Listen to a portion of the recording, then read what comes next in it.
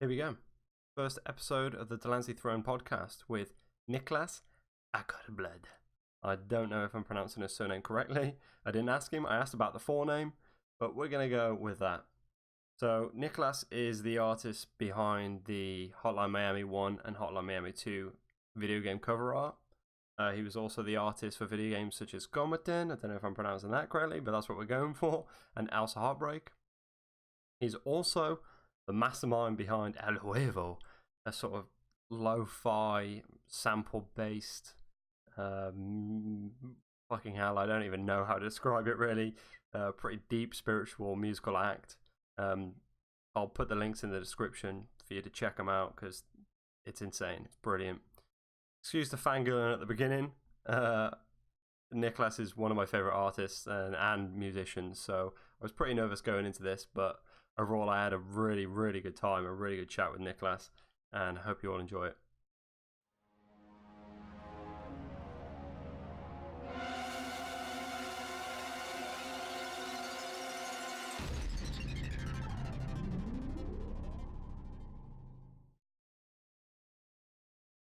All right, we're rolling.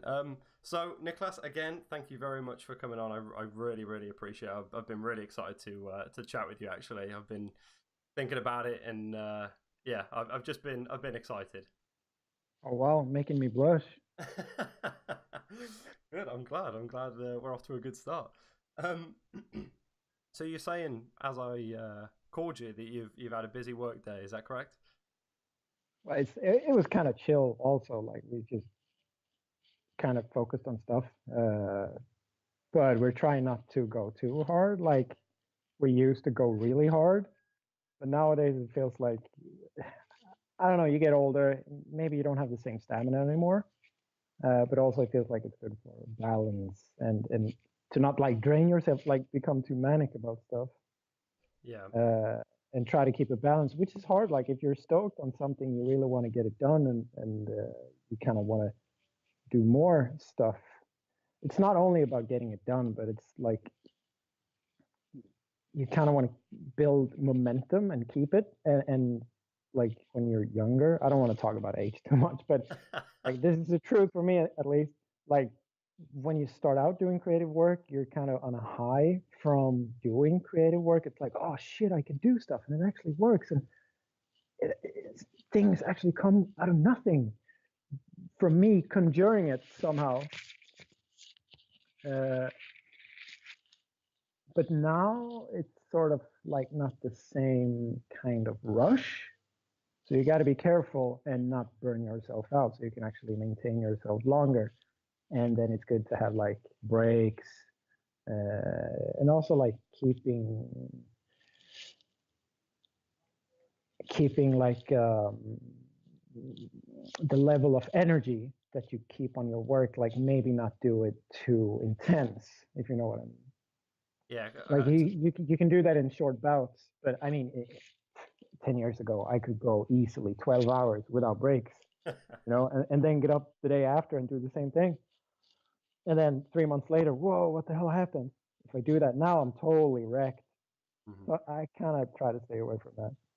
Yeah, because I think I mean, maybe you don't want to mention this, but I think you're about mid-30s now. Is that right? Yeah, like I think I turned 36 in like a couple of weeks. Okay. So your work and your work. I don't know about necessarily if the right word is work ethic, but at least maybe the work process has changed. Then, so you're taking it more um, of a jog pace rather than a sprint. Yeah, like trying to plan the sprints better. I mean, it's Yeah. hard because when you get inspired, it's really fun. Uh, but I think that any good athlete would agree too that it's important to know your limits, and that's actually something that comes with experience, that you know your limits. And I think it's good that when you're starting out doing stuff, that you try those limits and see where they are, for good or worse. But I think that's important. Like that's a good thing to learn as an artist. Like where are your boundaries and your limits? Hmm. So right now you're working on a video game. Yeah. What's the title? Can you release that or? Like the working title is Ultros. Okay. So you were like, oh, okay. Ultras or Ultras, like it's just a name that one of the guys I'm working with, Morten. Right now we're three guys, like me, Morten, and Oscar. And Morten was like, yeah, let's just call it Ultras. okay. I was like, I really like that name because it fit the style and the vibe of what we wanted to do, and also it's the name of an old Final Fantasy enemy, like that looks like a squid or something with sharp teeth. So you're a Final Fantasy fan? Sort of, like I used to be, but Yep. now I'm not sure. So what were your Final Fantasy games that you played? Which ones? I think I tried to play number 6 at some point when I was really young and didn't get it at all. Like it's just too weird with these little characters, and like you're used to playing.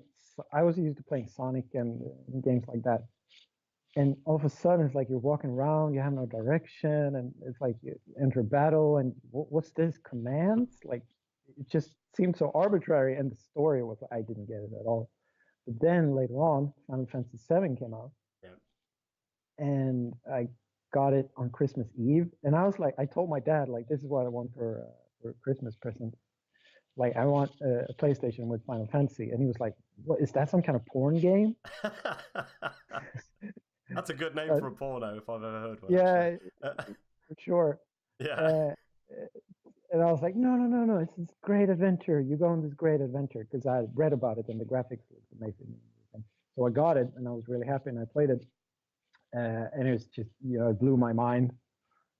Like many other people, when I played it the first time, I cried at certain points and all of that. It was like really emotional.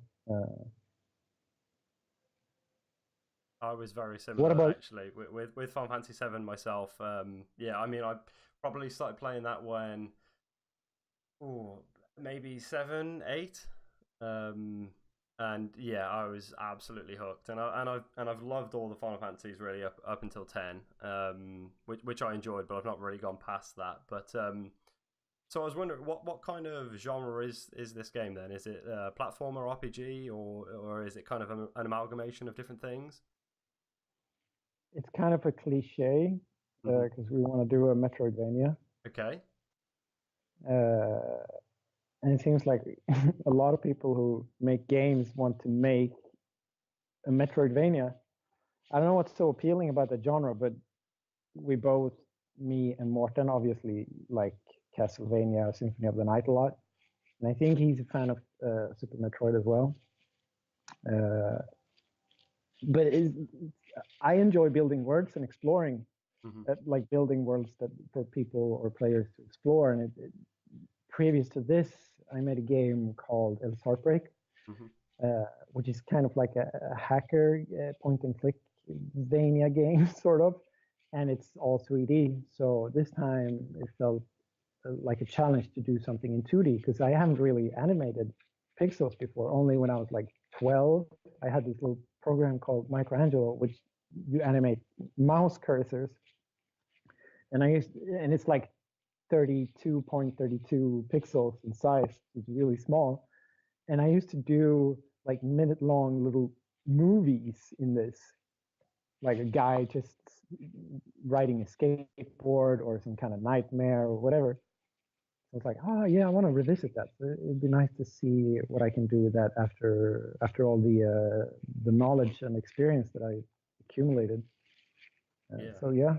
So how is the work sort of distributed then? Presumably you're on art, animation, things like that, and what else? And what about the other guys? Yeah, I can get to that. Can I say one more thing? Yeah, of course. Yeah. About the game, like because I always felt that most Metroidvanias have like sort of arbitrary fighting systems. Okay. And it felt like it would be interesting to try to evolve a fighting system, like to draw inspiration from, say, Devil May Cry or something like that, or Bloodborne, and put that in a 2D scrolling Metroidvania. So that's also like an important part of it. But getting back to your question about work distribution, so like I do the art, and Morten does coding and design, and Oscar does the sound and sound effects and music and stuff. Okay, and soundtrack as well. I'm kind of leaning towards maybe yourself doing that, or Well, I kind of wanted to like not do that this time, okay. because I don't think I can take the workload, to be honest.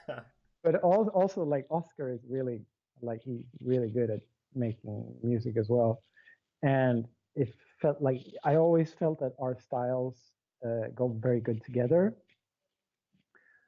So it felt really interesting to me to explore what would happen if we just would have free reign and have art, his music and sound and my art to organically clash with each other and do something with that and sort of feed off each other's energies instead of being this auteur of sorts. Yeah, And I'm really happy about that choice because Oscar has done phenomenal work with that stuff, and it really feels like he inspires me and I inspire him, and it's becoming something beautiful. I bet there's something really weird about seeing. Well, I suppose you've had this before anyway with Hotline Miami of sorts, but I suppose it's really weird seeing your art next to music that you probably haven't created. Because obviously, with your El Huervo, I hope that I'm pronouncing that correctly. I hope I am. But Well, I'm not going to say anything. well, with that band and project, you have all of these amazing illustrations that go alongside the music. And I don't know, it must be some quite special seeing your art alongside other music that you haven't necessarily created yourself that isn't intertwined. Yeah, because I've been doing the music and the illustration thing for 10 years now almost, and I think it's important to evolve and try new stuff and I just sort of wanted to get out of my own head, and as you said, like it's interesting to see your art alongside someone else's music instead of your own and see what that makes. So you can go to new places and explore new things. Because I'm a firm believer that curiosity is like one of the key points in art in general. And I wasn't really curious about what I would do with music. I was more curious what would happen if I work with someone else. And see where that takes us. Because if you do everything on your own, like you have full control and you know all the ins and outs, not necessarily all of them, but you sort of have a broader perspective. But now it's more you have to be more humble, Mm-hmm.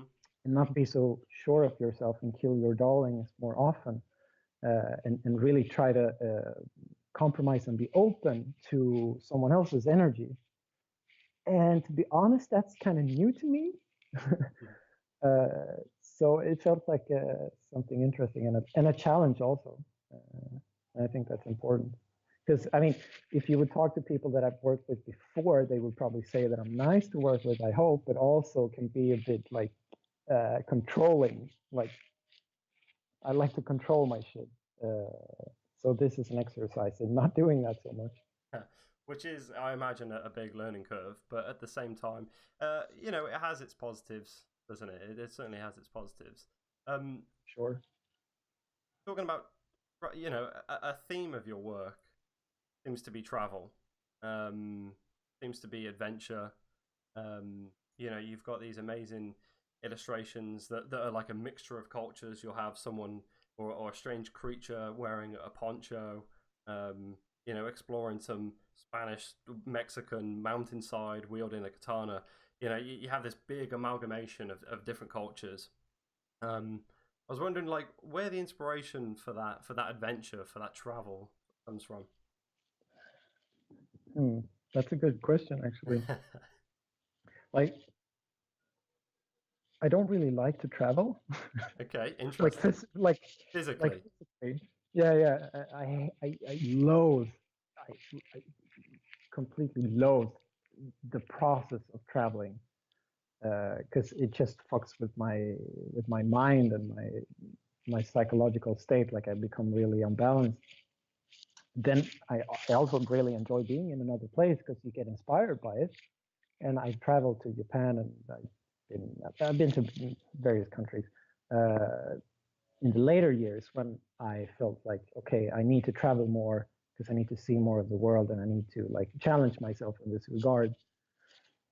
I still hate the act of traveling, but I really enjoy going to new places. But the most important thing for me, I think, is like exploring the mind, like exploring inwards more than exploring the physical world. Like I feel right now, especially when the world is so globalized, that it's more interesting to look inwards and see what kind of vistas and adventures you can have in there.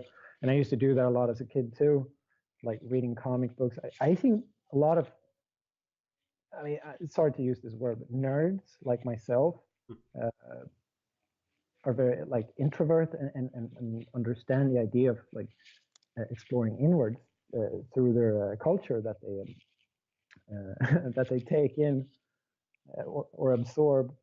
Uh, so I think it kind of comes from powerful imagination and wanting to explore, like travel in your imagination, sort of, and see where you end up and try to conjure these places so they become more real somehow.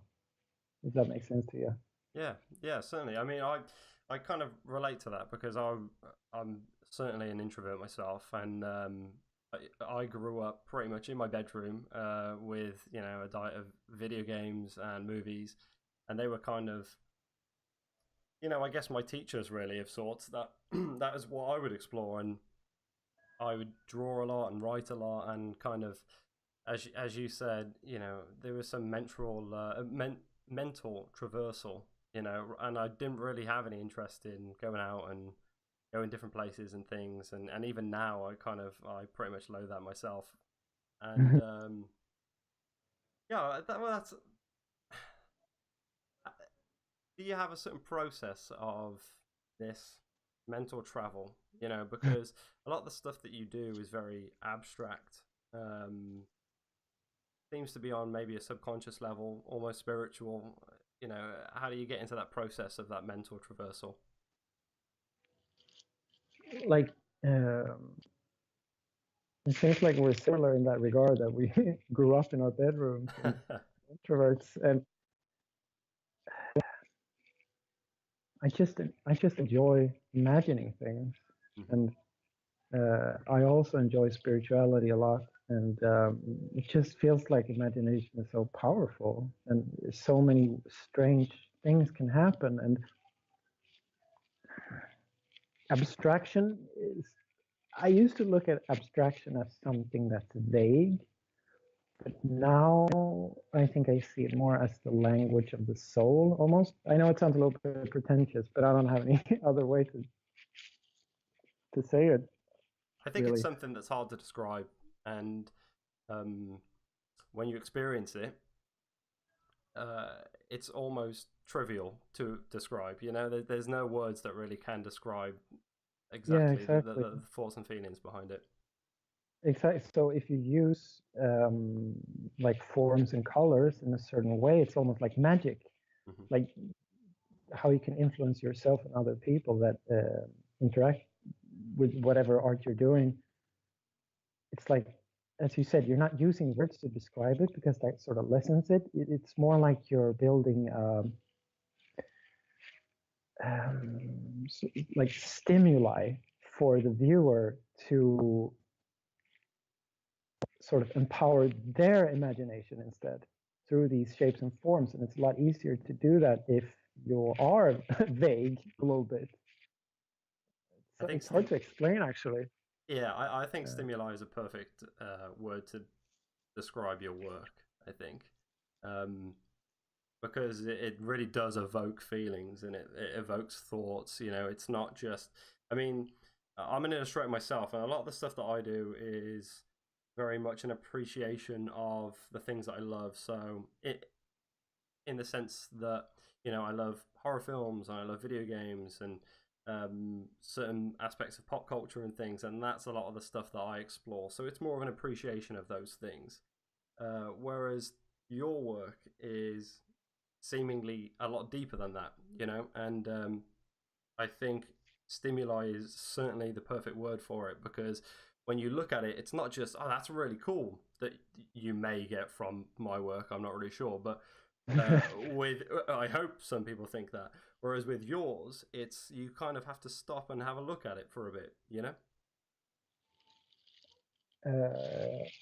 I like I understand what you're saying, and I agree, or rather, I'm glad to hear it because that's what I'm trying to do. So I'm kind of a deep person. Like I like to go deep. I was always like melancholic as a kid. Still am, I guess. But I just find that like deep emotions have a lot of depth in them, and I like to explore that. And it's just fun to go deep. Like I always enjoyed video games and comic books and movies that had that little extra depth in them. Like the obvious ones like David Lynch or Silent Hill. It was a huge, like before that I was like, what? I had no idea that you could do something like that. That totally just remapped my mental cortex, that game. And I always was more a fan of Sonic than Mario because I felt like Mario was more shallow. And Sonic sort of had this, like the music in Sonic, for example, was like more like music and had different tones and atmospheres. And Mario was more like jingles. It was fun, maybe more fun to play Mario, but somehow Sonic affected me on a deeper level, and that sort of carried through all the culture that I'm experiencing. I guess I try to be a little more leaning, sometimes a little bit more towards the cool, just to balance it out a little bit. But I still think it's important to have something more in the picture, especially if you're going to spend hours and hours and hours on something. I need to have an emotional connection to it and try to have that emotional connection come through somehow. Because otherwise, I won't be bothered doing it myself. If I'm just gonna draw like a cool character, I'll get bored in a couple of hours and I won't finish it. But I think it's cool that other people do that, though, because I do believe that we need these things as well, because everyone can't be deep and everyone can't be shallow, for lack of better words. Yeah, certainly. So, yeah, certainly. I agree. I think, well, just taking it back a little bit, you were saying that you're quite a melancholic child, and there's certainly elements of melancholy in some of your work, but that contrasts so much. It's so far away from the colors that you use. Your colors are so bright, so vibrant, that they just really contrast that melancholy that comes through. And I don't know, it's just, that's something that's really interesting. It's not necessarily me asking you a question, but that's just more of a thought. But I think in general, like in art, like juxtaposition and contrasts are powerful tools to work with. So if you work with really like heavy or intricate or mysterious or spiritual subject matters, it can be quite hard not to become like looking into your own navel and sort of shutting people out. And the colors are sort of a way to invite people, I think. Like that's the first thing that usually hits people, me as well. Like I'm a big fan of this artist called James John, and I feel like his work is really like deep and powerful and evocative, and he also uses bright colors. And for me, it's always the colors that drag me in, that sort of opens the door and come in, look at what we have here. And then I dwell upon it, and then I realize there's layers upon layers upon layers upon layers in it. So I wanted to do that myself, and it just felt like you can really use colors to, like we talked about before, to as stimuli or invoke thoughts and feelings. But it's also very useful to just like, hey, look at me. You use a bright pink and it really shines and draws someone in. Because usually when people look at my stuff, they say like, oh, I really like the colors. Yeah. And usually they stay a little longer because of what's behind the color. So it feels like it's like, pulling out the red carpet. It's like, come in, sit down, relax. And then you bring in the like really harsh brandy or something. Yeah. Or start having a really complex conversation about something that's super weird or whatever. Yeah, the color sort of draws the attention, and then you stay for the detail. Hopefully, yes. Yeah, That's the idea. I think so. So that sort of that deeper level to your illustrations is important to you. How do you find those with commissions? So someone comes to you with a commission and says, "Oh, can you draw me this?" For example. I mean, I've seen quite a few of your commissions, or at least from what I recall, and they've been. Some people have just said to you, "Just draw something for me. I don't care what it is. You do you, and go ham." I could be wrong, but I'm pretty sure that I've seen that description in some of your illustrations. But for some people that want something specifically, how do you, or do you, get that depth, get that spiritual, emotional depth in that illustration when it's come from someone else's request? I think I only do it if it resonates with me, actually, to be honest. Okay. If it's an idea that I don't think that I can that sort of goes outside my emotional spectrum or whatever, I tend to like not do it. Only if I'm in a mood where I feel like I want to challenge myself, then I might give it a go. But usually, I mean, sometimes someone might say something, and I'm like really put off by it. But then maybe my gut feeling says there might be something there. So I try to ask more questions and see if there's another angle to it that I can take. And sometimes there is. But like, for example, I do illustrations for Bandcamp. Yep. And that's like you get a portrait or you get a lot of press photos of an artist and you have to paint the artist. So that's sort of specific. But also since they are musicians, it's easy. Like you don't really have to do like a straight up portrait. You can use the music, so that kind of helps. But still, it's like it's a certain character or a certain person that needs to be conveyed. But yeah, I hope that answers the question, right? It does. Yeah, it does. It does. Taking it back to the Silent Hill influence and inspiration. I mean, I'm a huge lover of Silent Hill myself, and I remember, that the first game I played the demo, and I was young, and that scared the absolute shit out of me for probably the rest of my life. Yeah, like totally. It was insane. Yeah, it's something else, isn't it? And it's not. The horror of Silent Hill is its ambience, I think, for the most part. You've got this horrible body horror as well aspect to it, but a lot of it is ambience. It's almost the waiting for something to turn around that corner rather than when you actually see that thing turn around that corner. Again, with the imagination, like they're sort of psychologically abusing you. Yeah. While you're coming up with these horrible ideas of what's lurking, as you say, behind the corner, with sound and all the graphics and everything, but also, again, the contrasts, how it's also beautiful. Yeah, in particular, the soundtrack. Exactly. And also some of the imagery, which might sound weird to say now, because it's mostly just... But sometimes, like when Lisa dies, for example, I mean, it's macabre, but it's also beautiful somehow. And also, like, I don't know what cover you had in the UK, but I think you had the same as in Sweden. Like, there's on the cover, there's the image of a girl, and she looks like torn and destroyed, but she also looks happy somehow, like serene. Yeah, the cover in the UK, and it could be the same, but it's it was a woman, and she looks kind of horrifically scarred almost. But it's sort of it's almost a close up of her face, and she seems to be lying down. This is how I recall it anyway, and it's just a very strange expression on her face. It's not horror, it's not fear, it's like a weird complacency almost. Yeah, for sure. Like she's burnt all over, and still she's calm almost. And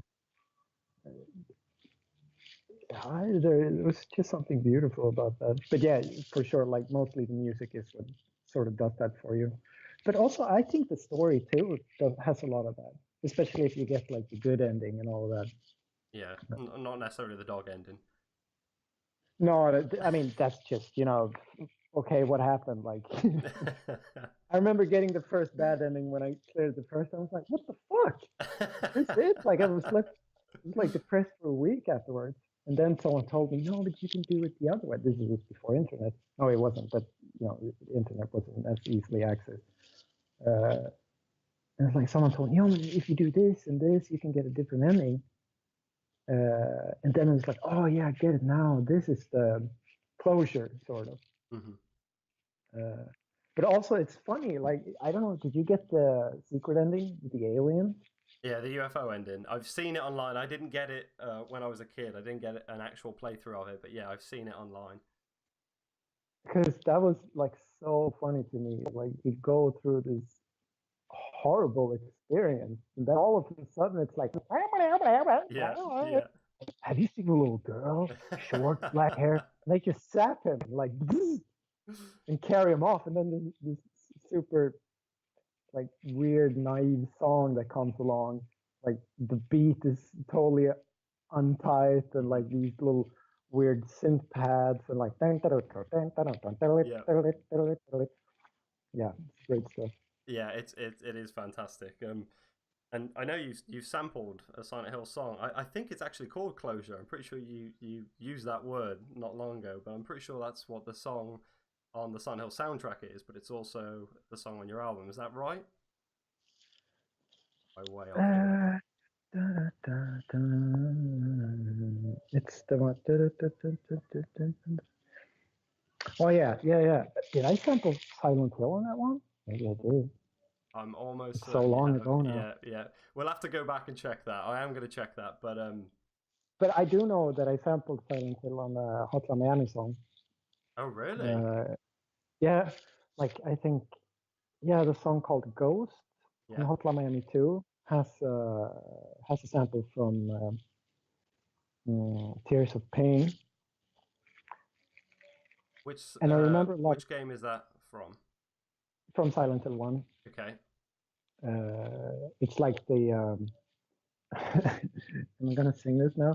Okay, so it's like acoustic guitar, dum dum dum dum dum dum, yep. dum dum dum. Yeah, and then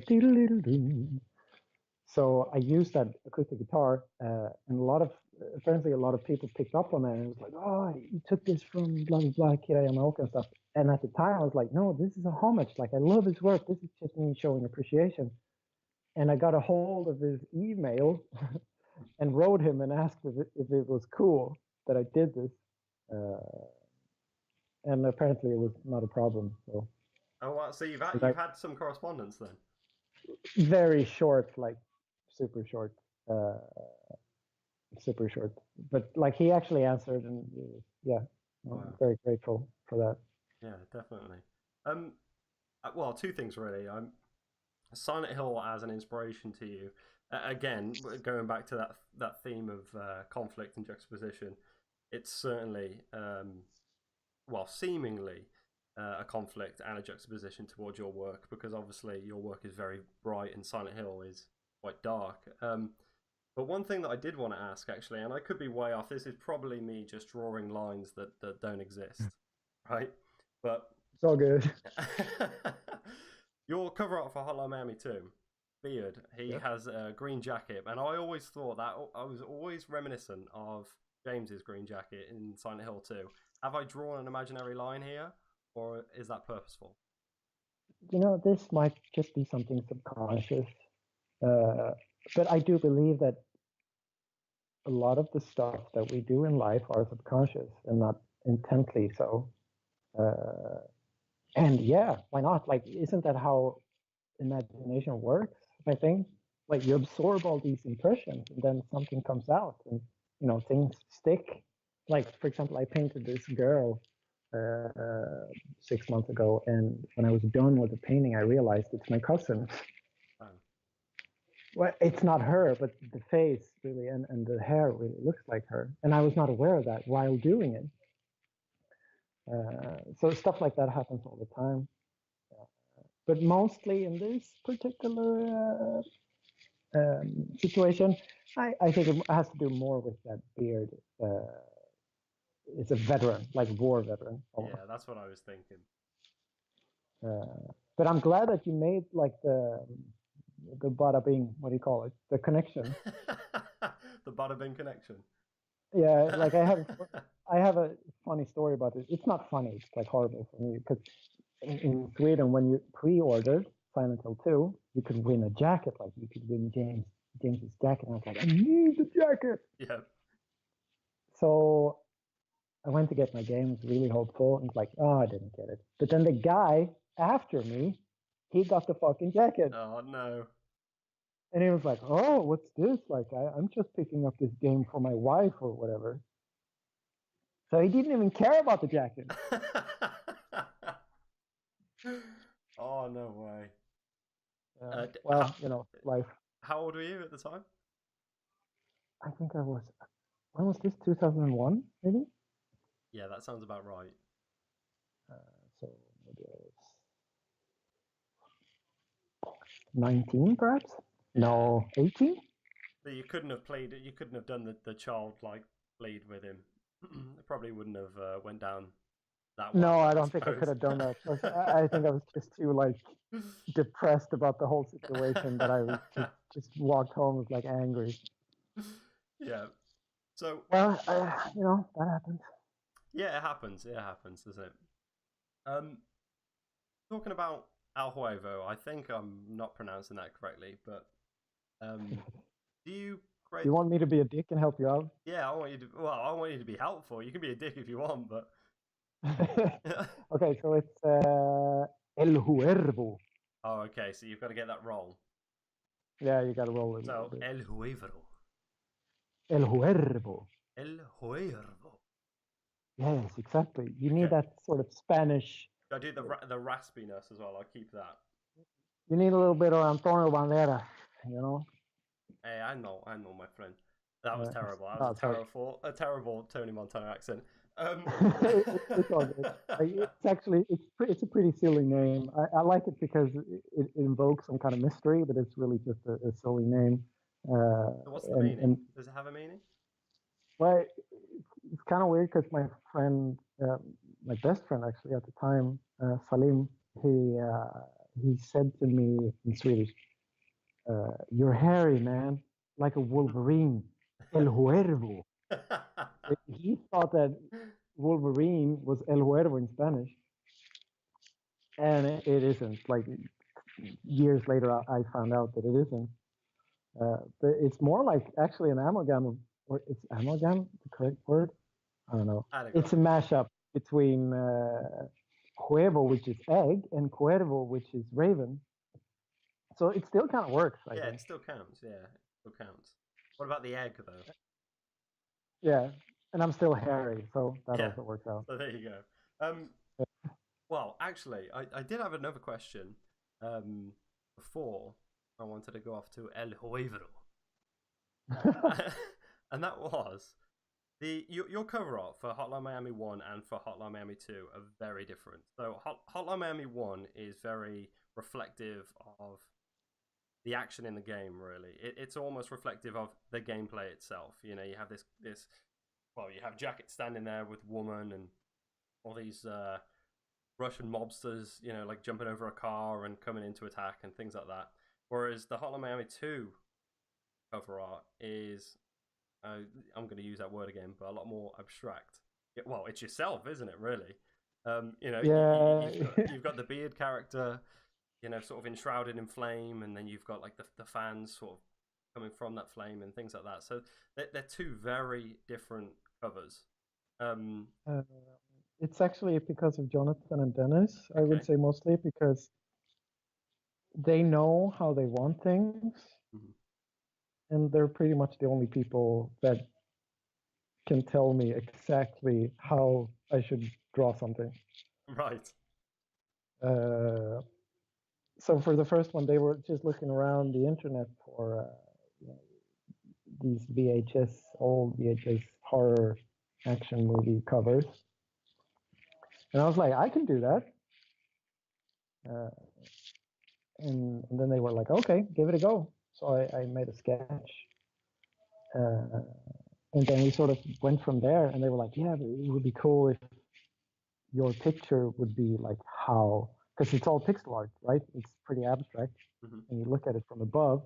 But wouldn't it be cool if your picture would be like how it would look like to like give players an idea of what it would look like beyond the pixelated abstraction. So that's how that came about. And the second one, I think I was painting a portrait of myself, and Dennis was like, "Yeah, that should be the cover," since Beard is based off of me, the character Beard in the game. And the second one had more to do with Beard than the first one. And so Dennis was like, "Yeah, but you should put a portrait on the cover. Wouldn't that be cool? Like, you should do that." So yeah, that's how that came about, and also how you see the fans and the Mobster Kings in the flames in the background and stuff like that, and also the flames is obviously the atomic bomb that goes off. Is it weird having your profile on the cover of a video game that's sold so well as it has, especially?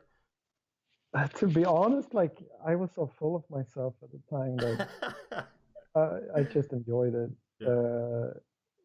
Seeing the Steam header when you log into Steam or whatever. But the weirdest thing was when people started doing tattoos of it. Yeah, because I've seen a few of those. Yeah, so have I. And that was like, whoa, they're going to walk around with my face on their arm for the rest of their lives. Yeah, that's crazy. I wonder how many of the people that have had that tattoo know that that's actually you, though. Yeah, I never asked. Maybe I should have asked. Yeah, I wonder if it was mostly, oh, I love this art so much and I love this game. It's a big part of me and I'll have the tattoo. Oh yeah, I think it's definitely mostly because of the game. Like I don't think that they're like, oh, this man is so beautiful in his No, no, of course not. But the point is, I wonder if they actually know that it is based off yourself. Oh yeah. I'm not sure. I like that it's a mystery. Like I definitely think some people get it, but I think the Wikipedia says that it's based on some German director or something. Oh, really? Or at least it used to. Okay. Yeah, maybe now not so much because it's somewhat well known that it's based off yourself. I mean, if you're a Hotline Miami fan, let's say, they're probably going to know. But yeah, I think that the people who are inquisitive enough might find out. Yeah, certainly. So you knew Jonathan and Dennis before actually the Hotline Miami. They didn't sort of reach you because they wanted some cover art and things. You actually knew them personally? Yeah, like I hung out with Jonathan through my friend Eric, who I made the game Else Heart.Break and Kometen with. So he said, like, yeah, I think you'd like Jonathan. You guys should hang out. So we did, and we got along. Then I think I moved to Paris and came back to visit a couple of times. And then all of a sudden, Dennis was there, and him and Jonathan was making keyboard drums at fucking Huervo. Little game they made together because Dennis wanted to make something and he met Jonathan and they made this little game together. And then they decided to do Hotline Miami, basically. So, we're just friends hanging out, making stuff. I was making my stuff and they were making their stuff and we were hanging out. And it seems like you're still kind of doing that now then, really. You're kind of approaching work, like as we were speaking about at the beginning, almost, you're working, obviously, but you're still kind of working with your friends. So I suppose there is an element of hangout towards it. Yeah, I mean, obviously now we're older and a little bit, like, it's a little different now. And they have like a proper office downtown. Really? Which I go to sometimes and hang out and work. But yeah, like that's basically how it goes. We're a couple of we're a bunch of friends here in Gothenburg that make games and art and whatever, and we hang out, and it's So like any people hang out with their friends. It's just that our jobs apparently are making stuff. yeah, for people to enjoy. Yeah, definitely. Um, can I ask what you did before? Obviously, you're able to do the work that you're doing now, kind of full time. Oh yeah, sure. Yeah, I mean, But did you kind of have like a boring standard job, like a retail job or something like that, or have you kind of managed to get into art early on and you've never really had to rely on something like that? so like I mostly, yeah. But when I was a kid, uh, most of my friends had summer jobs, during summer break or whatever. But I was lucky enough to land a gig when I was like 16 or something with a clothing company in Sweden, and like drew a couple of illustrations for them. So I used to use that money during summer and be totally free. But then I've had some odd jobs, like I've been a bartender, working in a restaurant. Uh, I actually worked almost a year at a kindergarten, Wow. taking care of kids, like 1 to 3 to 4 years old. Hmm. Uh, and um, I've been a substitute also in school. Really? Yeah, that was weird. And yeah, odd jobs like that. I worked in a game store Okay. at one point. Uh, the boss, he loathed me, he hated me. He used to call me Niklas. He was Scottish. Niklas, you little cunt, you little loser. Wow, really? What, he'd Yeah, use yeah, the for C sure. word? Yeah, Is they did all that's the time. sacrilegious in the UK? There's no worse word than cunt. What? He was an alcoholic. Like, I don't think he gave a fuck at Right, all yeah. He about must have it. really hated you if he would use that word so openly. Yeah, I think it was his way to like show who was top dog and who was like bottom dog. Right, right. Uh, and yeah, but then yeah, mostly I've been getting by doing what I want to do. Yeah, But I think that's also down to compromises and really wanting to do what you do. Like living situations hasn't always been 100%. It's been a little dodgy, and I don't have a car and stuff like that. So like my expenses haven't always been large, and I've been really poor at times, like eating potatoes for a month and stuff like that. But I guess it was all worth it. So I'm just happy right now that I don't really need to care about money, right now at least. Uh, and I'm really grateful for that. But sometimes I also feel like, what would happen if this didn't work out any longer? I would need to get a normal job. Like, how would I deal with that? That's kind of scary, actually. yeah. I think I've gotten kind of comfortable with this lifestyle. Yeah, well, you So haven't played it hopefully, safe, and you you seem to have had some low times, but that's what you get when you don't play it safe, isn't it? And then the reward at the end of it is totally worth it, and it certainly seems that you're at the very least at a point now where obviously you can be somewhat comfortable and you can carry on expressing yourself and creating things that you want to create. Um, like, I'm super grateful for that. Like, it's all I ever wanted. And now I have it. It's perfect. No, sorry. But actually, at one point, uh, I was. This is gonna get a little serious now. I was working, doing graphics at a company, like a video game company, and it was. eh, I think like they needed to go one way and I needed to go another way, and it took a while for me to understand that. And at one point, it was like either I'll just kill myself or I'll start just painting whatever I want. Like it was the last thing I had. Like life was just, really, really. I was really down and out. So I just gave up everything and started painting, and it worked out. Were you happier those times that you were really struggling to kind of pay rent and eating potatoes and things like that? Were you happier in those times than you were when you were with this company? I mean, the company was great in a lot of senses, for sure. You know, because a lot of the people there were my friends, and we were having fun. But I think I was a little too intense, maybe, and needed to go my own way. So it was more like a personal evolution, I think. Mm-hmm. And I'm really glad that I had that experience. Yeah, I think I was more happy moving back to my hometown and just painting, like getting that out of the system and falling in love with painting, like really falling in love with the act of scrounging your own navel and see what's there and put it on canvas, sort of. Yeah, interesting. So, if I can quickly take it back to El Huevo, um, Sure. do you create the art or the music first, or do you kind of do them alongside one another? So I think obviously it for ha- your albums and things.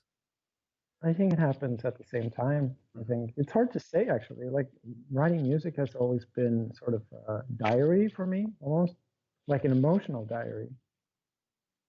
Not diarrhea, but diary. Uh, so I never really put when I started out doing it, like doing music back in '97, I think, with like trackers and stuff. Like Fast Tracker 2 was my tracker, my drug of choice. Um, I don't know, are you familiar with these things like trackers, like Mod Tracker and stuff like that? I can't say I am, no. It's like these DOS-based music programs, which are really like it's almost like you're programming music. Right. It was like awesome because I couldn't play any instruments and I love music. And with this little weird tool, actually, Fast Tracker was made by Starbreeze, who then went on to make Riddick and then The Darkness and so on and so forth. Um, so they started out at the demo scene making trackers. But anyway, I just make music because it was a way of expressing myself, and I never had any thought of releasing it or anything. It was more like playing my weird little songs with my friends when we had parties, you know.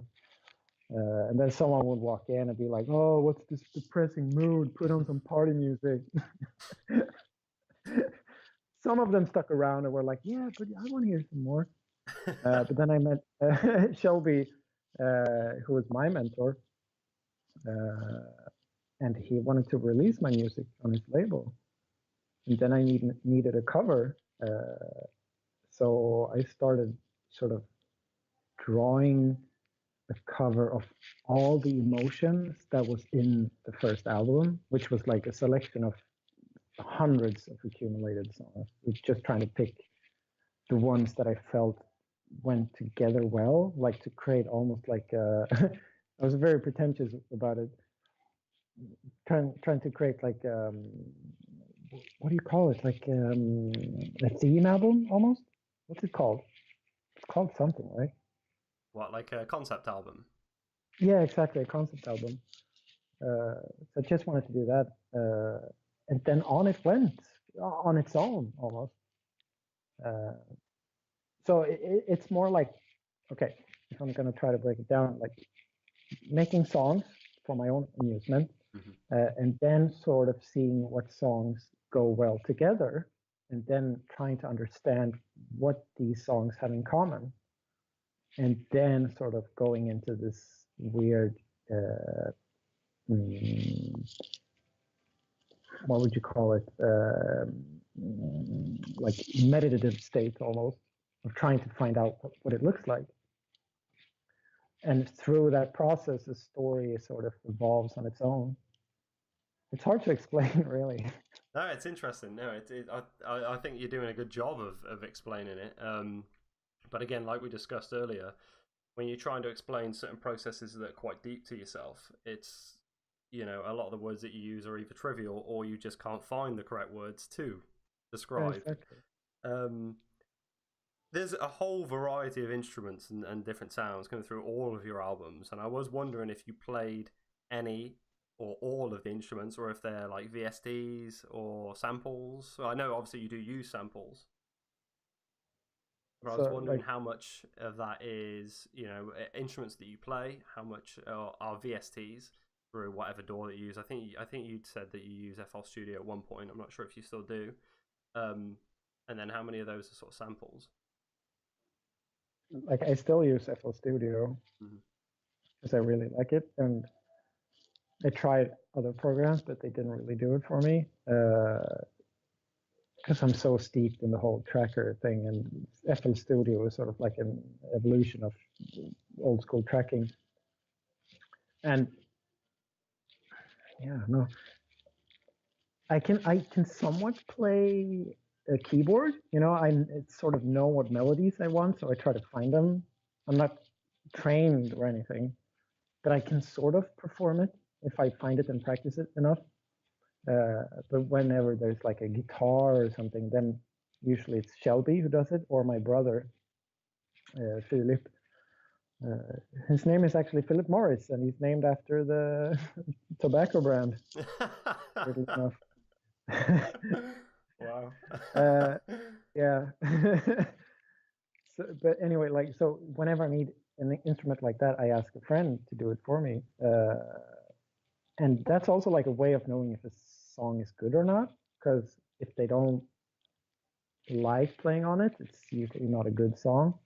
And then if there's drums, I can do some of that myself. But usually, mostly it's like actually doing it on the computer, like, this note goes here, this note goes there, put in some samples, add some effects. I don't even know how VST plugins work, to be honest. I just use the arbitrary stuff that Fruity Loops comes with. Wow, so you use stock, all the stock VSTs and things then? Yeah. Wow, now that is interesting. But like, you can get really far on those. I totally agree with you.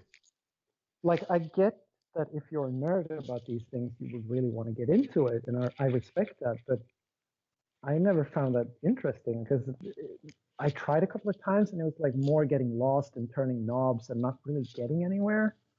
It was more like, what do I need? Essentially, I need some bit crush, I need reverb, echo, a little bit of EQ, and it's all there already. So I'll just use that.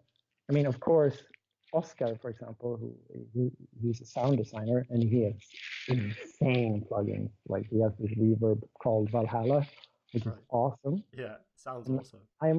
Yeah, it's super awesome. But I'm like a little jealous of him because he has these things, but then I realized that I don't really need it. Like, maybe in the future, who knows? But no, I think no. Yeah, I think a lot of people get hung up on I need to find the right VST plugins, I need to find this, and I need to find that. And I think it kind of pushes away a lot of people that maybe might be starting because they don't focus on what's most important, and that is just create some work. You know what I mean? Just sit down and just start playing with things and see what you come up with. And they start like, just do stuff, have fun. Yeah, exactly. Yeah.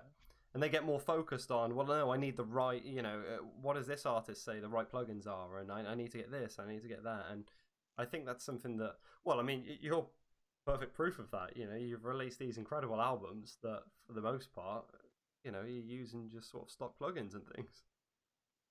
But I think, like obviously, like, granted, I have a certain sound, of course, that is definitely a product of Fruity Loops. Like, I don't think I could ever do Hans Zimmer stuff or anything like that's really slick. Like, my sound is almost always a little bit broken, but I think I turned that into like one of my strengths instead. But now, like, in the modern world, like, when people make music and put it online, like, a lot of the stuff they use is like synths that we had back in '99. Like, a lot of people use the stock stuff, and I think that's really awesome. And there's always going to be these people who are more nerds, maybe, than creators, and I think for them it's good to explore. But maybe if you want to get into that, maybe you should work with someone. So, like, not help someone, but like work together, like someone who's more into the creative rush, and then you can be like the engineer of sorts almost. Because it's easy to get lost in the technicality of things. And I think that the first time that I thought about this for real was I was working with like a bunch of friends who were like, they wanted to do hip hop and rap and stuff. And one of the guys, he wouldn't rap before he bought this awesome mic, because he was so convinced that the mic was going to do a lot of the work for him. And it turned out it didn't. So he spent like 2,000 euros on that mic or something. And it still sounded shit. That's a slap in the face, isn't it? Yeah, it was kind of a wake-up call. Yeah, sometimes that's needed, I think. Yeah, I think so too. So yeah. So when you come to your friends and you say, "Oh, I think I'd like you to play guitar on this," or what have you, do you in FL Studio do you create the guitar chords and whatever it is that you want, and then present that to them and they play it live, or do you say, "Oh, why don't you play around and see what you can come up with over the top of this"? Yeah, mostly it's like when Shelby does it, he calls it his guitar sauce. So it's kind of, I think that's a pretty good metaphor. Yeah. So I give him a track like, "Do you like this?" And then he doesn't really say anything. He just comes back with some awesome guitars on top of it. And then we go a little bit back and forth sometimes. Maybe I chop it up and move things around, and he allows me to do whatever I want with it. And it's the same with my brother too, really. But maybe when me and my brother do it, I'm directing him a little bit while doing it, because he's just such a nice guy that he listens to me a lot. But sometimes I help him out with his music, So I kind of like the idea of letting people do what they do best instead of trying to shoehorn them into something. And if it's something I'm not really happy with, I can always, because I'm pretty prominent with samples, working with samples. Like I know how to cut things up and move it around and like put filters on and whatever. So I mean, almost always there's something there that you can work with. I mean, even if it's a shitty recording or even if it's a shitty melody, you can always do something interesting with it, I think. What's really interesting is you said that you can be quite controlling with your art and stuff, but then it seems like quite a lot of the tracks on your albums are somewhat collaborative. Yeah, that's true, actually. Yeah. Like maybe that has like music, like it's easier to jazz with music than it is with art, I think. Yeah, I totally agree. I know there are some artists like who are really, really good at jazzing with art, sort of, but I'm not that person. But yeah, music just lends itself better to it, I think. Yeah. You know what I mean? Yeah, totally. Yeah. And things like in Alpha Studio, you're creating these things using your stock plugins. But that in itself is almost a form of painting, isn't it, really? Unless you play with the keyboard. I know you said that you play keyboard. But I mean, kind of putting in the notes the way that you do is a form of art in itself, I think. Yeah, I think you're right about that. I mean, playing, like performing playing, and not just programming the music, that's definitely like freehand line drawing, I think. Yeah. Because you have to perform. And the other part, it's like a collage almost. Cutting out images and shapes and forms and sort of trying to balance them together, sort of. So yeah, for me, music is like sort of like making a collage or something, I think. It sounds a little bit cliche, but it's the most appropriate way of explaining it, I think. Yeah, I think people only say that it's cliche, but is because it is probably the most appropriate way of describing it, and so that's what everyone says, isn't it? Really, because it is appropriate. Yeah, it is. I mean, I've seen your live videos and stuff. You're usually on some sort of percussion, aren't you? Yeah, because again, I'm not really good at playing instruments, but anyone can bang on a wooden box, But I mean, that lends itself to the art. It's really, I mean, how much more expression could you really show than primal banging on a box or whatever. You know what I mean? Like you can't really Yeah, get it more works. expressive than that. I think. Yeah, exactly. You get that whole tribal feeling and everything. Yeah, totally. And then you mix that with a lot of like the backdrops of the art and stuff that you'll have. You know, it is a show. It is a definite show.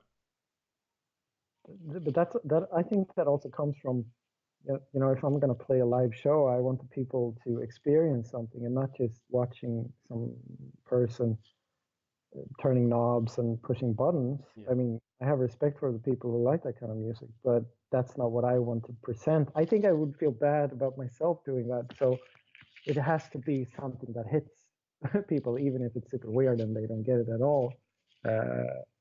It's just like, if you say that the art goes well with the music, like what I was trying to do was trying to have a performance of sorts to go well with the music, and also because it just feels so good to do it.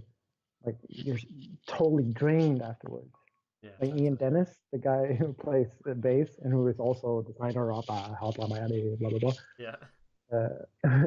He we see it almost like as something occult, like it's a seance, and we're invoking this demon Vandereer almost.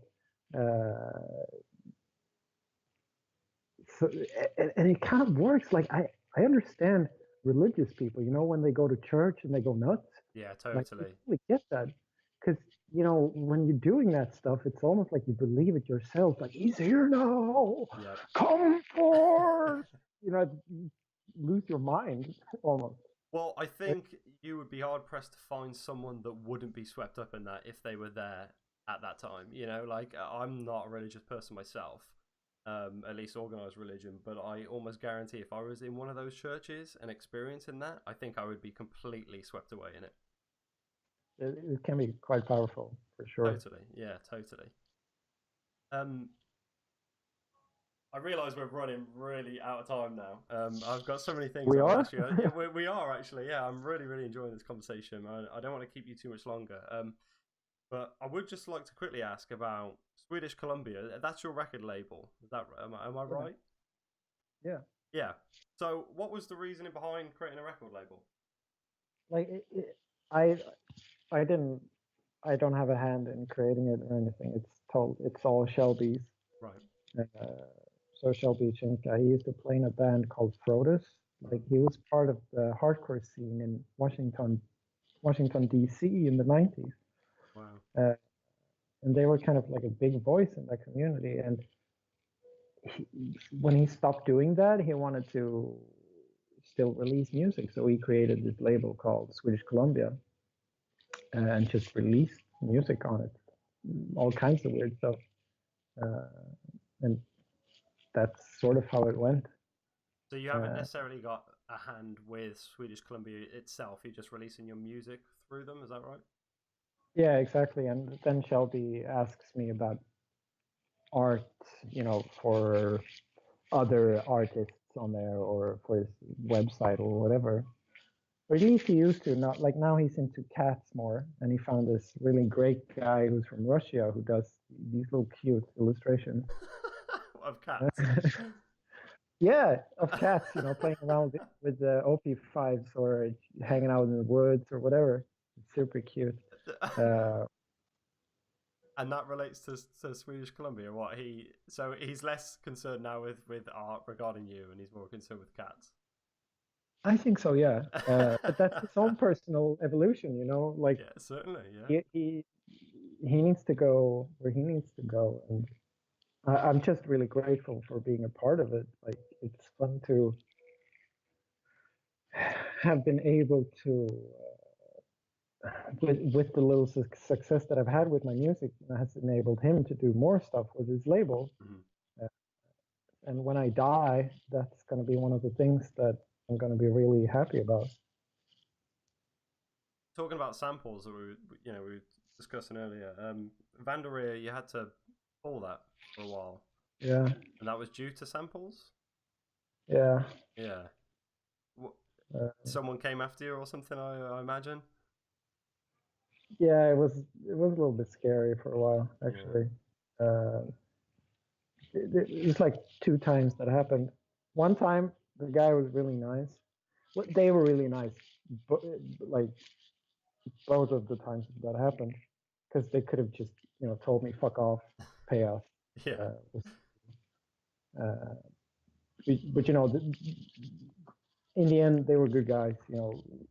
Just telling me like you need to take it off, take it down, take out the sampling, and then do whatever you want. And then Shelby was like, yeah, maybe we should, be careful about this because probably in the future, because this was back in the time, it's not that long ago, when it was kind of free for all, with vaporwave and everything. Yeah. Yeah. People just sampling like crazy, but now there's a lot of laws coming into effect. Yeah. So I think sampling is gonna have a hard time in the future, which is weird for me because I grew up listening to instrumental hip hop a lot, like Nuja Bess and DJ Crush and Yeah. DJ Shadow and stuff like that. So I love that kind of music and that kind of sampling. Um, so it was kind of weird to having to take it down and rewrite stuff. I guess it was a learning experience. Yeah. I mean, do you... And also, sorry, is No, it no, okay if carry I on, finish? please. Uh, it also pushed me to rethink how I do music, Hmm. I think. So it was really hard to do it, but it was also an important lesson, I think. Yeah, you saying that artists like Nujabes and even going back to like the Wu-Tang Clan, they essentially made the whole discography on samples.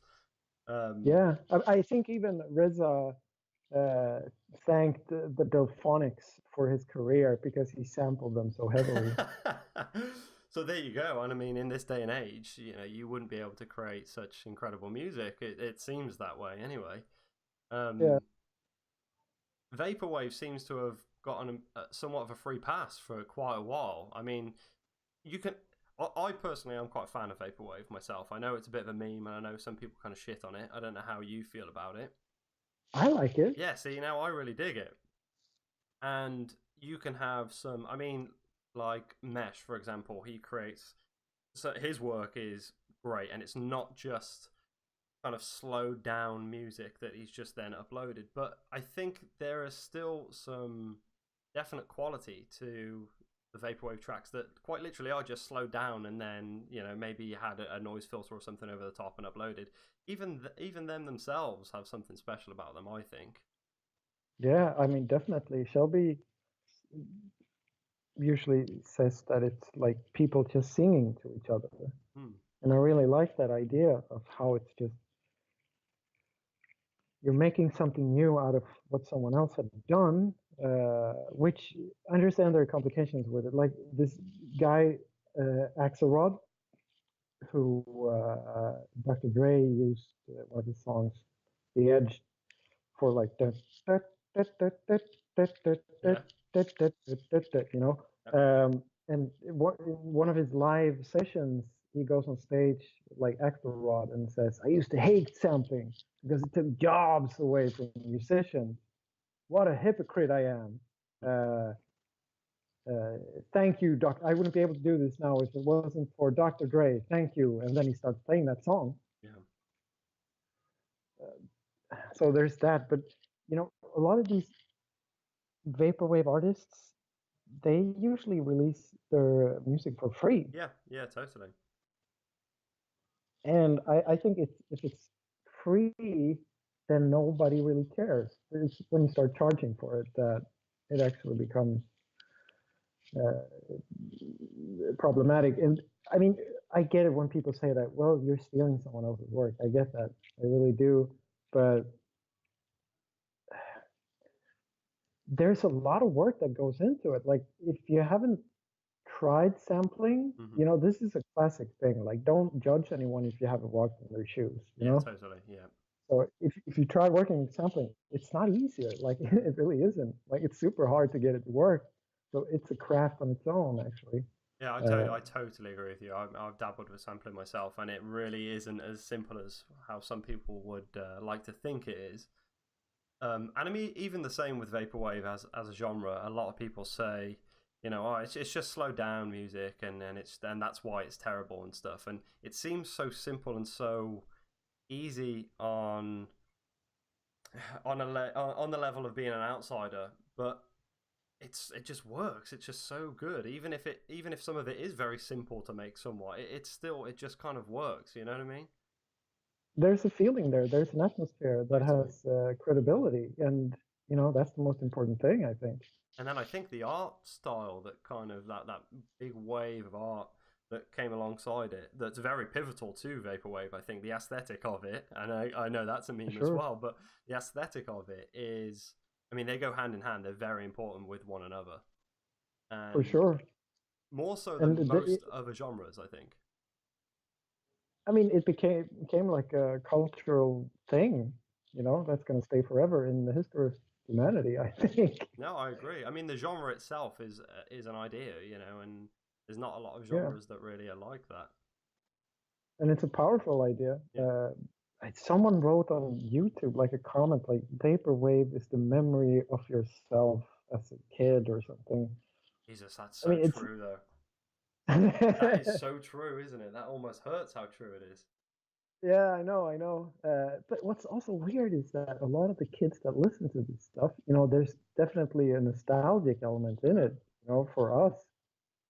But someone who was born after the period of time that vaporwave is drawing that nostalgic atmosphere from, they don't even know about the nostalgia. Exactly.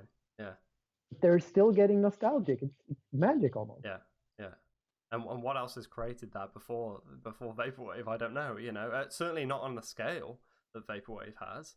And all you've got to do is go into the YouTube comment section of any vaporwave playlist or album, and literally it is full of people saying, I've got nostalgia for a time and a place that I've never experienced in my life, you know, that's before my time. Exactly. It's fantastic. Like, granted, like there's a lot of shitty vaporwave out there, of course, for sure. But yeah, there's, it's powerful. It's something magical about it. Definitely. You're Talking obviously... about. Sorry, no, go ahead, please. I just want to say one more thing about samples, like, because we actually needed to think a little bit about that. So we stopped monetizing all the stuff on YouTube because it didn't feel right somehow. I mean, you could argue that I shouldn't charge anything for my music, but I don't know. It's just I don't want to. I don't know. It's dangerous. It's still a dangerous field to get into. I haven't worked up my thoughts about it yet. Well, it's a difficult one, but I mean, the thing is, you know, at least to me anyway, I personally don't see anything wrong with sampling, and I think it's a contribution to music in itself. I think so, and it's a celebration of music as well. I think so. The work that you create is, you couldn't listen to it. Like, for example, I'll listen to it and go, that's from Silent Hill, but I don't listen to it and go, that's Silent Hill. You see what I'm saying?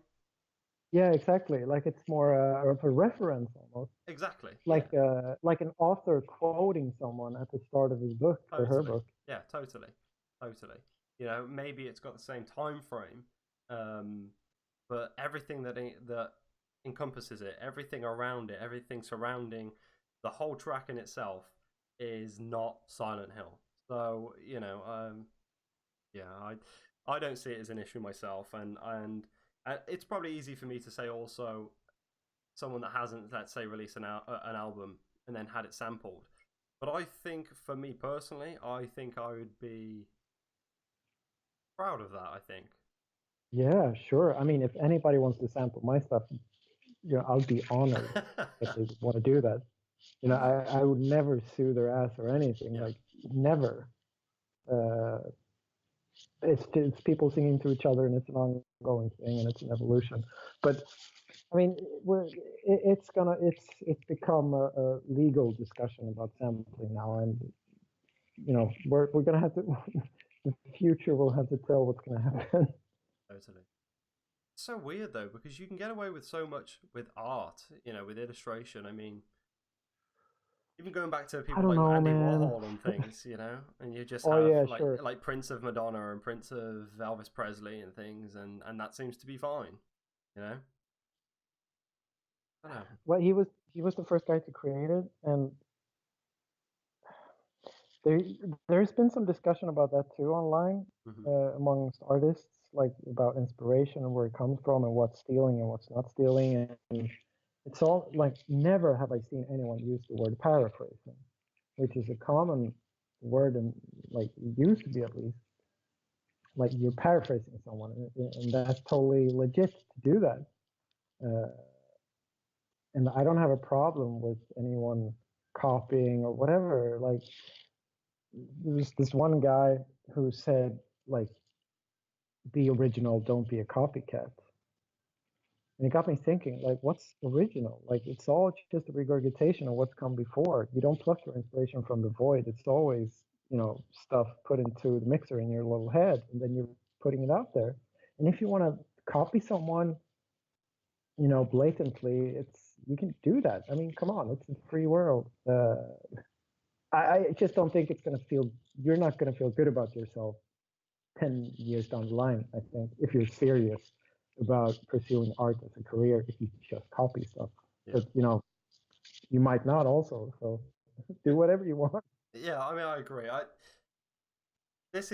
not necessarily even got a horse in this race, but this is just kind of free thinking, and this is something that I've always thought, well, not always thought, but I thought for a while, actually. I found it quite interesting, but if let's say you took an illustration online of whatever, something that another artist had created, and then you try to sell prints of that. Now, that's wrong, and obviously you can have some legal action towards yourself. But if you bring in, let's say, one of your illustrations or an illustration from a comic book artist or whatever to a tattooist, they can charge you. And I know obviously they're doing the work and they're putting it on yourself and stuff, but there seems to be no legal action behind that. And I've always found that interesting. I'm not saying that it's wrong or anything like that, but I just find it's quite an interesting corner that hasn't really been looked at and that no one really even discusses. Maybe because tattoos are still kind of new in the mainstream. People still want them, and people still want to commemorate stuff on their bodies. But I think we're going to get to that point at some time. I mean, there's a lot of weird laws getting passed now in the EU about digital pictures and content online. And if we're going down this road, it's going to be really, really hard to navigate in that landscape at one point to see where the line is drawn. Like, is the tattooist going to pay the artist who drew the thing, or what's going to happen? It's going to be super weird. So, and it comes. Okay, I'm going to be that guy now. It comes down to greed, I think. Big companies being greedy because they want to make money. I agree. Yeah, I agree. That pretty much sucks. I think ultimately, though, it's destructive, isn't it? I think. Yeah, there's such I mean, I get that you need money, because the way the world works, but how much money do you need? Yeah. That's another question. All the money is their answer, I think. All the money in the world! Yeah, I think that's the answer. I also wanted to say, obviously, you're a fan of video games and stuff, and I've seen that you're a fan of Soulsborne, Dark Souls, Bloodborne. Yes. Are you a big fan? I haven't finished any Dark Souls game. Really? Yeah. Well, I finished the second one, actually, to be honest. I did, once. I really have a lot of respect for their game design. I do. I'm just not down with dark fantasy. I just can't get over the hurdle. Like, I don't find dragons that cool. I'm sorry. I don't. There's definitely something cringy about dragons now, I think. Maybe when I was 7, but yeah, now there's... I mean... It's a bit, you've seen them already, like... Yeah. There would be, like... There's actually one cool dragon in Demon Souls in the opening sequence. Yeah, I agree. With the hanging guys on the wings and things. Yeah, that's a super awesome dragon. But other than that, I don't know, like, I have a lot of respect for the craftsmanship that goes into it, and like the design and how they get everything to work. It's so complex. Like, these people are geniuses. But Bloodborne was just the perfect video game in any sense. Like it's the best video game I've ever played, I think. Yeah, it's certainly up there for me. Bloodborne is exceptional, and I think it also, one of the main things I loved about it was their exploration of this Victorian-esque location, and you had, you know, werewolves and different things like that that might be somewhat cheesy or something that maybe you haven't seen done well since your childhood, and they kind of throw all these things in there with such a, God, it's hard to describe. It's hard to describe the game. It's just fantastic, isn't it? It's very abstract, like Completely, yeah, how completely. how they tell the story about the nightmare. It's so well done in how you think you know what's going on, but you don't know what's going on, and how it's actually making you mad thinking about it. Like it's about a place that's gone mad, basically. I think at least that's my interpretation. No, that's. I think you're right. And thinking about what the game is about drives you mad. Yeah. You know, many nights I've been coming up with new theories, and you know, just like, what am I actually thinking about anymore? Like, am I even thinking about the game anymore, or like, what's happening here? It's just, and how that incorporates itself into the design of the game. How you actually do become blood drunk. Yeah. You know, at first you're scared, but then you become the hunter and you want to bathe in their blood, you know, because it feels so good. And yeah, it's just like Miyazaki, especially, like his way of taking Western culture and merging it with his own Eastern culture.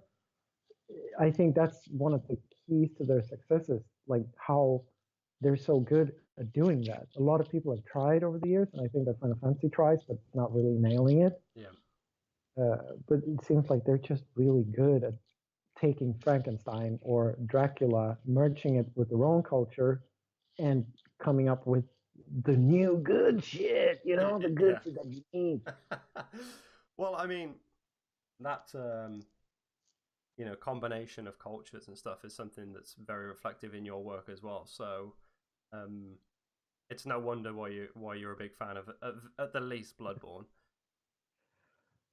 I think it's a good thing, especially now that when the world is so global, to do that. Like it's possible to do that in a way that it wasn't really possible before, unless you had a lot of money. Now you can be quite poor and actually travel and see other stuff, and sort of merge all these impressions together. So it's awesome. But don't fly too much, because it's going to wreck the ozone or whatever. yeah, I think that's good advice. Ride a bike across the world if you can. Yeah. So, good luck doing that. Last question: do you have Sekiro, or are you going to buy it, or? I think I'm going to buy it when the hype dies down a little bit. Okay, interesting. I shan't share any opinions on it with you then. Maybe you can let me know when you do get it what you think. I mean, sure, don't spoil anything, but I would love to hear what you think. I think it's excellent, but for the first 6 hours, I was genuinely debating, right, am I enjoying this, or is this too sadistic? Because the gameplay in itself is so vastly different from Dark Souls and Bloodborne. Bloodborne is a lot faster than Dark Souls, obviously, and you're prioritizing movement over, you know, blocking. And this Sekiro is very similar in that sense, but it's just a totally different beast. But there's something really interesting about the Soulsborne / Sekiro games, where after, I don't know, after 10 hours, 15 hours, maybe even 20, it kind of clicks with you, and then you suddenly you get the mechanics. Yeah. You know, and then you can traverse it, and then you feel like you're on a level footing with everyone. And if you die, that's your fault. That's not the game. That's, for the most part anyway, you. Other than occasionally having a shitty camera fuck you up. But that's kind of like playing Ninja Gaiden on the NES. Oh yeah, totally. You're wrecking yourself for 10 hours, and then all of a sudden, okay, I get it. Yeah, I get it. Exactly. And I had the same experience with Devil May Cry the first time I played it. Yeah, same. It's like, I don't get this at all. It's too fucking hard. Like the first boss totally, skull fucks you. Yeah, yeah, totally. excuse my French, but that's what he's doing. Oh, I agree. And all of a sudden, you just get into the zone. It's like painting, actually, like or making music. When you get in the zone, you're not thinking. You're just subconsciously acting. It's like Zen almost. Yeah. And it's super cool when that happens. And managing to create a game that does that to you is really awesome. I think that's why I enjoy beat 'em ups a lot too, like fighting games and stuff like that. Well, you've got to work for it, don't so, you? And it's the same with Yeah, the Soulsborne games, and not just the mechanics, but for the story, you quite literally have to work for it. You have to read all these things and really think. Like you're saying, you spend these nights sometimes just thinking, like, what the fuck? Like, that's what you have to do if you want to understand it. And even but then, it you also, can't fully understand it. yeah, exactly. Maybe you will in 40 hours Yeah. or 90 hours, but like when you were a kid, say Ninja Gaiden, for example, or Rygar or whatever, you pay a lot of money for that game. You don't have any more money. You have to play it. Like you don't have anything else to play. You have to play it. So you invest in it for that reason. But now, if you have money, for example, you can just buy another game. Yeah. So it comes down to the game also being interesting enough. And From Software are really good at doing that, creating this interesting world. Like even if it's too hard, you still want to sort of figure out what's going on. So you push yourself to like be in the world and try to understand it somewhat. I don't know about Sekiro because I haven't played it, Yeah. but hopefully that's there too. I've heard that the story is a bit shallow, but maybe the world is interesting enough. I don't know. I would certainly say it's interesting enough, at least to the point where I am now. But like I said, I'd be interested to hear your thoughts and opinions on it. Um, we've gone way over now, and I really don't want to keep you too much longer. But It's you, fine. you were saying with the video game that you're working on now, you want to try to incorporate maybe some sort of Devil May Cry or even Bloodborne mechanics into the combat. Obviously, it's a 2D game. I think that you alluded to. How are you kind of going about that? At first, it was too hard.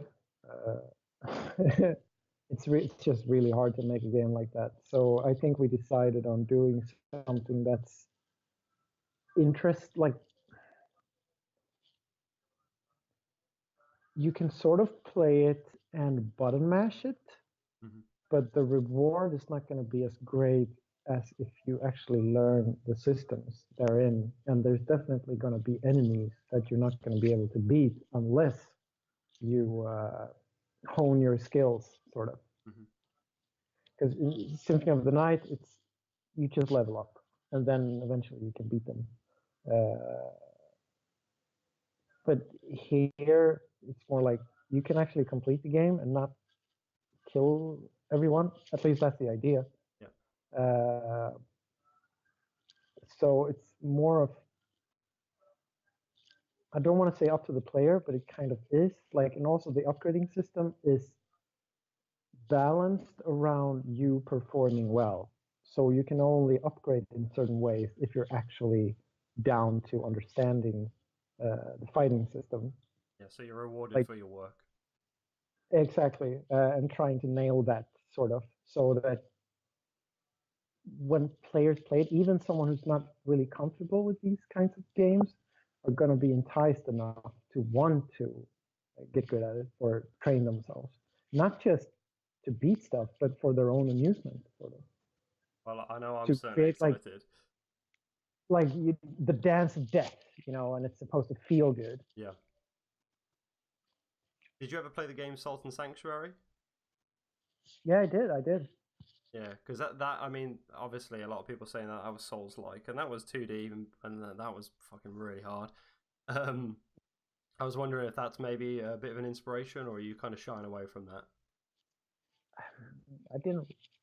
I haven't thought about that game too much while designing this, but mainly because the fighting systems are so different. Yeah. But yeah, I think Ska Software, I think they're called. Yeah, yeah. They made the Dishwasher and some other game. I think they even made a game called "I Made a Game with Zombies" in it or something. Right. So they've had some time to hone their skills, and I think that really shows in Salt and Sanctuary. But it's also about leveling up a lot. Yeah, definitely. Yeah, and the combat in that it's not too in depth. I think it is somewhat shallow, and I know probably maybe that's too harsh, but I think it is. It's not that in depth. Like it's good, but it's not like refined. It's a bit of a mess. It's kind of like Smash Bros. A little bit, I feel. Like if you would compare Smash Bros. To Street Fighter, for example, if you would say Bloodborne is Street Fighter, and then maybe Salt and Sanctuary is Super Smash Bros. In my opinion, at least. But I think I'm looking more to Hyper Light Drifter, maybe, and a little bit of Devil May Cry, and just trying to find something that we like, you know? Yeah, totally. Trying to work with the limitations of the 2D playing. Like, obviously, there are a couple of limitations there. But I think whenever we play test this, usually it clicks for people. And when it does, you can sort of see a little glint in their eyes. And to me, that feels like, yeah, there's something there that's working, you know. So how are you planning on going through the play testing? Are you going to be giving out beta codes or? Right now, it's just play testing, like on different people, right? In person, I think, because I'm a little scared of feedback online, because it's a skill in itself to filter feedback online. Yeah, I bet. And I think we're going to go down that line later on, but right now it's more trying to think about, this person plays games this way. Okay, I'm going to play test on this person, and this person plays in a different way. I'm going to play test on that person. Sort of get these intimate discussions and try to get that kind of feedback at this point, at least. Well, I'm certainly excited, and if you do ever give some codes away, then sign me up, and I'm sure I'll be giving you some good feedback. Oh yeah, sure, I will, definitely. I'd love to hear what you think whenever the demo is 100% done. Excellent. I'm excited. Well, I've kept you for far too long now, Niklas. Really, I actually really appreciate you coming on. I've really enjoyed having a conversation with you. An insane amount. Yeah, it was fun. You want to tell people where? Because I got to talk about myself. Well, that's what I'm interested in. You know, I'm not interested in anything else really. So. I appreciate it. Yeah, I'm only interested in you, Niklas. That's it. This is the beginning of a weird stalking session, so be prepared. Okay. I'll try to steal myself. Do you want to let people know where they can find you? I'm sure everyone that comes and listens to this pretty much knows of you anyway, but if you want to give out some social media handles and things. Like Instagram and Facebook, you know, the usual suspects. If you know how to spell El Huervo, you can just, Google it. Well, I'll put it obviously in the description. I'm a little bit disappointed because you didn't get the tongue roll on that one. Yeah, I'm sorry for putting you through a hard time getting it right, and I can't even do it. El Huervo. There you go. That's perfect. All right, we'll leave it at that.